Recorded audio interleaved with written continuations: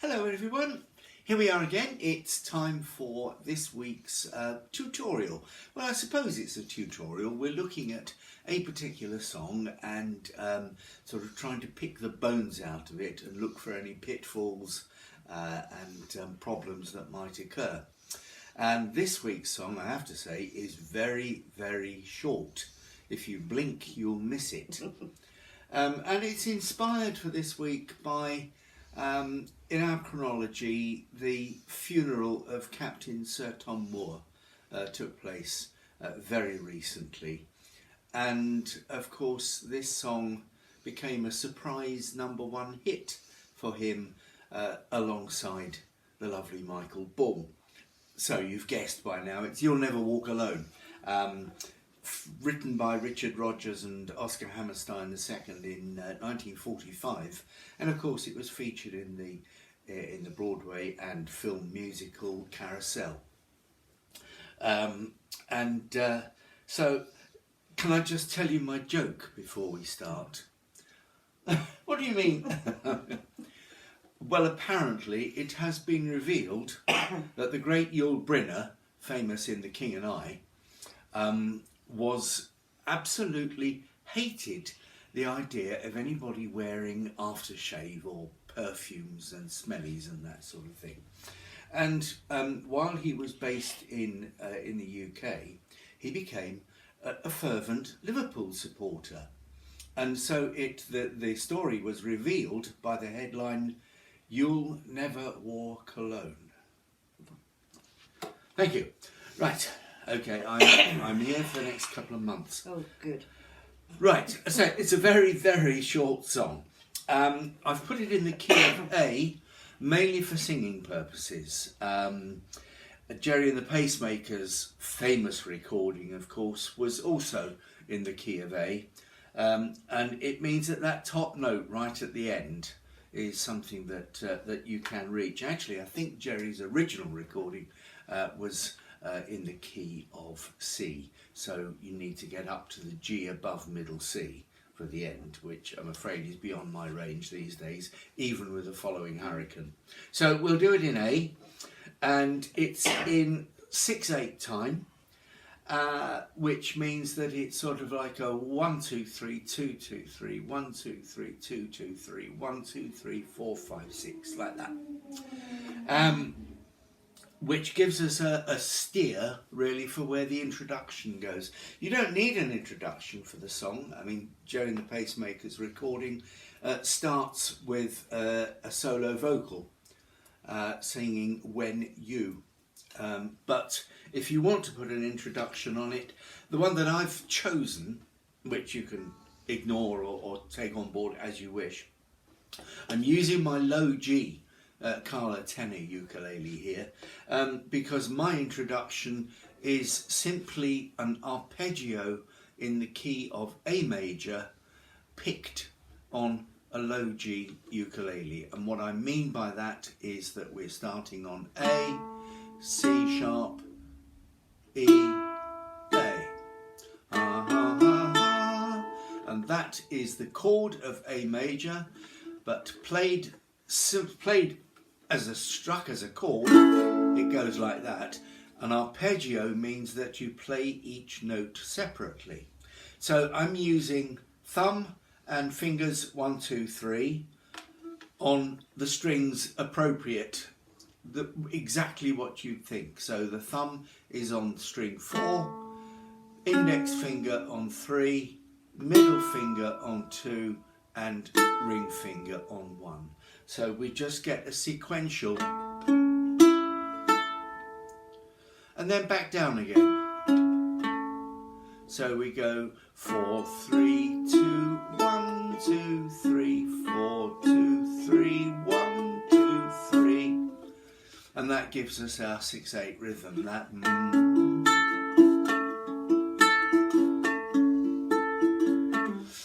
So if you, I've for the introduction I've chosen, we'll do that 4 times, so 2 bars.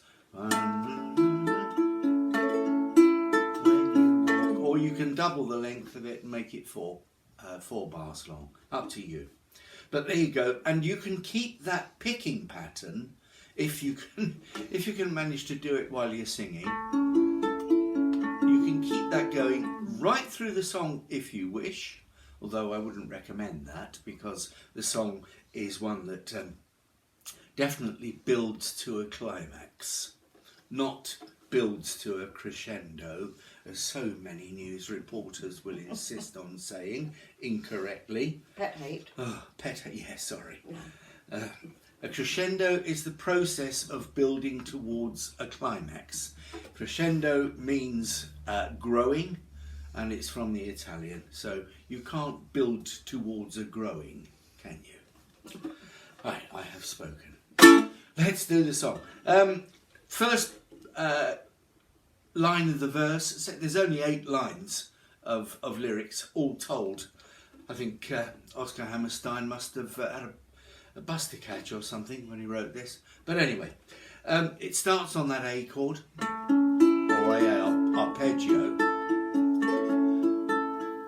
You notice that Pam is just doing a single chord strum on the first beat of each bar. Shall we just do that again? Okay. 1, 2, 3, 2, 2, 3. I didn't know if you were going to start singing. No. Oh no! All right then. Just show that introduction okay. with the strum. 1, 2, 3, 2, 2, 3.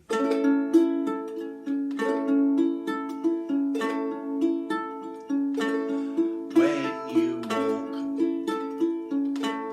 through a storm. Now we go to an E major chord. Now I'm afraid E7 won't do. So it's one that you've got to get to grips with the E chord sometime. I know that along with the B flat, it's the one that many ukulele players hate and do try to avoid if they possibly can. Well, yeah, okay, avoid it where you can, but in this instance you can't. It has to be an E major chord. And you can go at it, well, the 2 most common ways of playing E are to use your 2nd, 3rd and 4th fingers on the 2nd, 3rd and 4th strings at fret 4, and then your index finger drops in on the 2nd fret of the A string, the 1st string. So there's an E. The other way of doing it is to play a full 4-string bar on the 4th fret, as Pam is doing, and then your little finger goes on the 7th fret of the A string. So play E that way. Okay?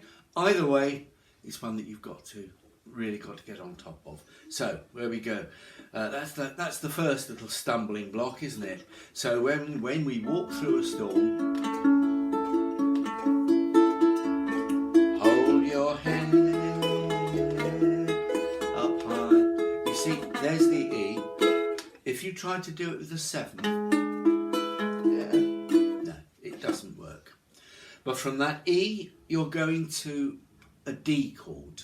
So if you're playing it that way, then you just slide the whole thing down. If you're playing it that way, then you can again slide the whole thing down 2 frets. And don't be afraid of that. We've got to go back to that E chord again, but from the E major we're going to an E minor at the end of the 2nd line. So if we're going from there, then it's, and if that's the full E minor where you fret all 4 strings, so you're fretting 4, 4, 3, 2. 0, 4, 3, 2 is the easy way of doing E minor. But, oh, crikey. But 4, 4, 3, 2 is the complete chord. And then we're going on to a B minor. Well, B minor should be 4, 2, 2, 2 as the classical way of playing it, if you like. At the end of the storm, then we go to a D major. There's a D, B minor.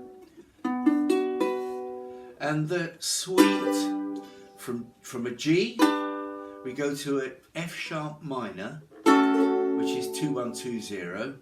Still the silver song, E minor, D. Now, right at the end of the first verse, we get a C sharp major chord thrown in just to confuse everybody. Easiest way to do it is a 4-string bar on the 1st fret and a little finger on the 4th fret of the A string. You can see that, can't you? It's like that D chord down onto the 1st fret. And from the C sharp, it resolves to an A7th, which gives you the clue that although the first verse is in the key of A, we're just going to drop into the key of D major via that A7th for a little bit of the second verse. Because it goes, the sweet silver song of a lark, A7th, right, A7th. That one, 0 1 0 0, is the classic A7th. Other ways of doing it, I quite often like to do it 2 1 3 0 because it puts the 7th in the chord. There's another way of playing A7th, which is, where are we going? 2 4 3 4. There's an A7, but because the G note is the 4th string open, you can play A7 0 4 3 4 by shifting a G7 shape up 2 frets. So that's another optional A7 for you, if you like. And then we're going into the second verse, and we've got we're going into D, so walk on through the wind. Now we've got a diminished. It's the diminished chord that is Scotland Yard, 1 2 1 2. Sometimes you'll see it shown as a B diminished, sometimes as an F diminished, and sometimes as a G sharp or A flat diminished. In this particular context, it goes by the name of D diminished because that's what you'd expect the bass man to be doing. And then we're going back to A D minor 6th follows that, which is 2 2 1 2. Lovely chord, I love those minor 6th. And then we get back to an A, the C sharp minor. We've had C sharp major, there. C sharp minor is 6 4 4 4. And then back to a D, and this time we can use an E7 because it's resolving back to the A major chord. So the 7th is fine in this context. Walk on, and then we will, right, the augmented, A augmented. Don't worry about it. Don't be frightened of that plus sign or the AUG abbreviation. All you need to do for an A augmented is just flatten your index finger across strings 3 and 2. Simples. And a D, and then to a B7th. Probably 2 3 2 2 is the nicest voicing for a B7th. In the context of this song, because you need that B note ringing out over the top. So the B7th shape of 4 3 2 0 doesn't really work. So 2 3 2 2 probably works best. And then we get to the last line where it all goes quite complicated. There are very, very rapid chord changes virtually on every beat. So we're going an A augmented, F sharp minor. Now what's happening here is we've got a little run going up on the E string. We're starting on the E note in the A chord, and then the F natural note in the augmented A, the F sharp note in the F minor chord, and then A7th. So there's a little run going up on that E string. I'll do that again. It's A augmented, augmented, F sharp minor, A seventh. Then we go to a real change of gear to a C sharp minor. And then we can have a little fill in on an E7. If you're going to a C sharp minor up there, which is 6-4-4-4, you can stay up there for the E7th and make it 4-4-4-5. And that's another voicing for E7 that works quite well. Or if you want to play 6-7-6-6. Oh, sorry. Sorry, 6-7-6. Sorry, 7-8-7-7. That's another E7 voicing. But that's probably going a little bit up the fretboard, and it's out of kilter with the rest of it. So E7 there may be 4-4-4-5.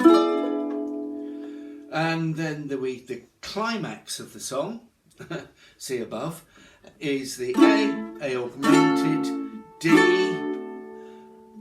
E7, and then finish with the cadence going from the subdominant to the root, so the D to A.